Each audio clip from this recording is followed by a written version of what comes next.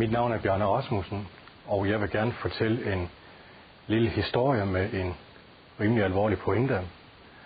Og historien den tager udgangspunkt i den lange østkystrejse med Kista Arktika i 1998. Og på et tidspunkt på den lange østkystrejse, der sidder vi fast i isen her ved Kap Brorøys og bliver fanget af pakisen i 6 døgn.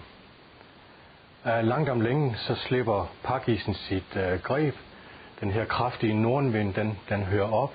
Strømmen er stadigvæk sydgående, men isen slækker op. Og vinden slækker også op. Og det gør, at isen løsner sig så meget, så vi kan begynde at sejle ud af isområdet i den her pakis, der har løsnet sig. Og medvirkende er også, at vejr klarer så meget op, så vores medbragte helikopter, at vi kan komme op med helikopteren og ligesom flyve rundt og se, er der nogle åbenvandsrender, som vi kan sejle i. Og det var der. Og så jeg er styrmand ombord, en af styrmændene, vi er 3 styrmænd. Og på min vagt, det er fra 12 til 16, jeg er første styrmand ombord på den rejse. Og på min vagt der over middag, så starter vi med at sejle i ganske fint vejr, solskin og strålende himmel. Og det er til at have med at gøre med isen, den har slækket godt op. Så jeg står og håndstyrer skibet, det er bare sådan en lille joystick, og så er der så manøvrehåndtag. Og jeg står og styrer ligesom igennem isen, og har egentlig sådan en rimelig god fart på, fordi sigten er jo god jo, og det er faktisk nemmest at styre skibet, når der sådan er lidt god fart på. Man skal ikke have for meget fart på, fordi så kan det jo være svært at bremse skibet op, hvis lige pludselig der er for meget is. Kaptajnen er også i styrehuset, og der er en af matroserne er også i styrehuset som udkig. Så vi står egentlig og hygger os lidt med situationen. Det er jo en stor lettelse, at vi er kommet ud af isområdet her, hvor vi jo har været fanget i de 6 dage. Men som det er så karakteristisk for polaregnene, så lige pludselig der, så begynder det sådan ligesom at danne sig noget tåge, og sigtbarheden den bliver dårligere og dårligere. Men dog ikke dårligere end at jeg kan sagtens styre i isen, og synes selv, jeg har en rigtig god sigtbarhed og kan styre. Og endvidere er der jo også matrosen på udkig, en særdeles erfaren matros faktisk, og han er her fra Aalborg for øvrigt, bor her i Aalborg. Så det synes jeg, det alt i alt, det er fint nok. Radaren kan vi ikke rigtig bruge til noget af de omstændigheder, fordi alt det is, det går ind på radarbilledet, så det bliver jo nærmest helt hvidt af isen, så at sige. Og det går fint. Og det er jo det her med rutinen, der kan gå hen og ligesom være sløvende. Jeg tror, bilister kender mig til det på motorvejen for eksempel. Og jeg synes jo stadigvæk, det går vældigt. Styre i det her usigtbare vejr, og koncentrationen af is er jo ikke så store jo, og så videre. Så lige pludselig, så råber udkiggen, matrosen, is ret for. Og han råber faktisk, det er et isbjerg, der er ret for. Og lige pludselig, så kan jeg se det. At der er faktisk et isbjerg lige ret foran skibet. Det har vi ikke kunne se på radaren. Og nu er det så, at situationen er sådan, at det er næsten umuligt at vide, hvordan man reagerer i sådan en situation.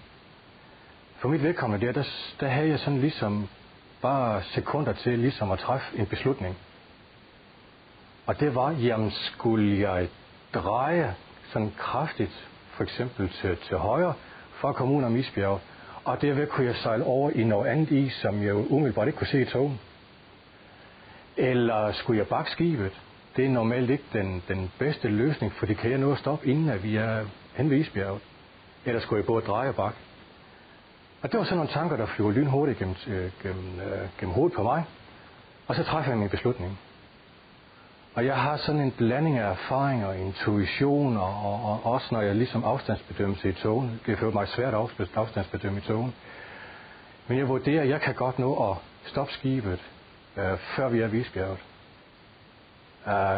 Så det jeg gør, det er, at jeg styrer det isbjerg. Jeg styrer direkte på isbjerget.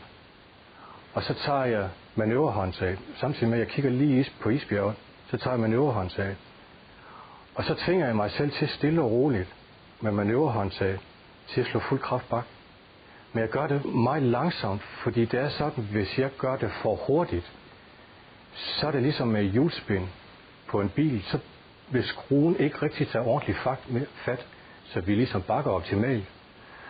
Og på instrumentbordet foran mig, der er der sådan en viser, der viser den skruestigning i forhold til, hvor meget jeg ligesom slår bak med manøvrehåndtaget. Så det er altså en kombination af at styre ret på isbjerget, og så manøvrehåndtaget, det går ligesom tilbage, og jeg kigger på den her viser, at det er optimalt, det jeg gør. Og jeg har altså virkelig lyst til, at det skal gå stærkt det her, fordi det går faktisk også stærkt med, at vi nærmer os isbjerget. Men det ender med, at til sidst så har jeg fuld kraft bak, og vi er hen ved isbjerget. Og vi rammer det faktisk. Men heldigvis så rammer vi det bare med et ganske lille bump, som dårligt kunne mærke til skibet. Men mærkes det kunne der. Og så skete der ikke mere. Så lå skibet stille. Og isbjerget, det var altså godt nok lige foran skibet. Men så skete der ikke mere. Og så stille og roligt der, så bakker jeg så lidt væk, og også bogtroster, og altså manøvrerer simpelthen udenom isbjerget. Og så fortsætter jeg sejladsen, og der er helt stille i styrhuset. Fordi os tre, der er i styrhuset, vi har mange års erfaring med at sejle i polarfarvand. Vi er udmærket klar over, hvad der er galt. Det, der er galt, det er, at jeg har jo stået og været sløvet af rutinen, og jeg har simpelthen haft for meget fart på skibet. Men heldigvis så stopper vi. Og heldigvis skete der ikke noget, men resten af vagten, der var der ingen af os, der sagde ret meget. Og det har ligesom været medvirkende til en vision, jeg har om, at sådan en situation,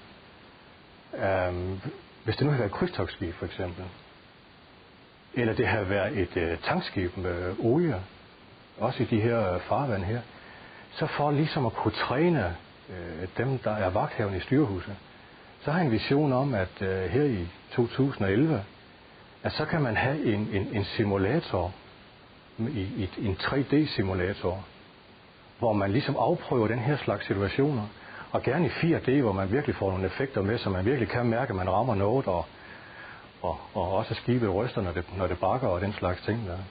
Sådan, så man kan træne de her situationer. Men jeg lærte i hvert fald den situation, at man skal passe meget på ikke at blive for overmodig, selvom man har mange års erfaring i at sejle is.